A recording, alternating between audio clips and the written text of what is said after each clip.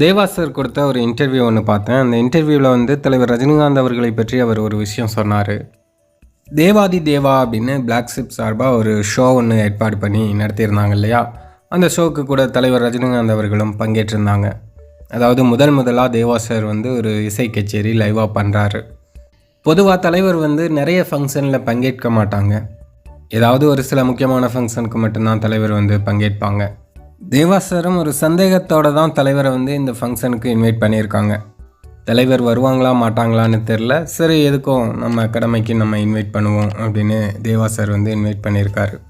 ஆனால் தலைவர் செஞ்ச காரியம்தான் இப்போது தேவா சார் உட்பட எல்லாருக்குமே ஒரு மிகப்பெரிய ஆச்சரியத்தை கொடுத்துருக்கு.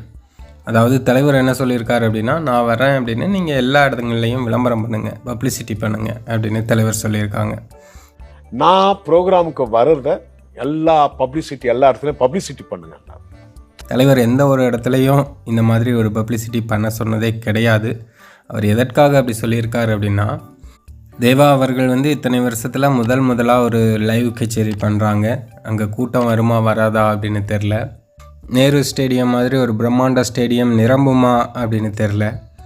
ஆனால் அங்கே தலைவர் வராரு அப்படின்னா அந்த ஸ்டேடியமே டபுள் ஹவுஸ்ஃபுல் ஆயிரும் அப்படிங்கிறத தேவா சாரே சொல்கிறாரு. சாரோட வராருன்னு சொன்னால் கூட்டம் எகிரிடும்ல.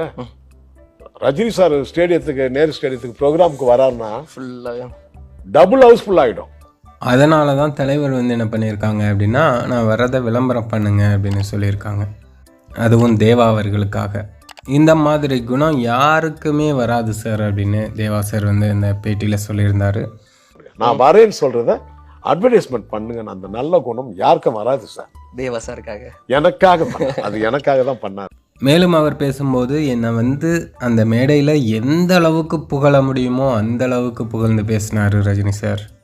உண்மையிலேயே அவரை போல குணம்லாம் யாருக்குமே வராது அப்படின்னு தேவா வந்து ரொம்ப நெகிழ்ச்சியாக பேசியிருந்தார். இதுதான் தலைவரோட குணம்.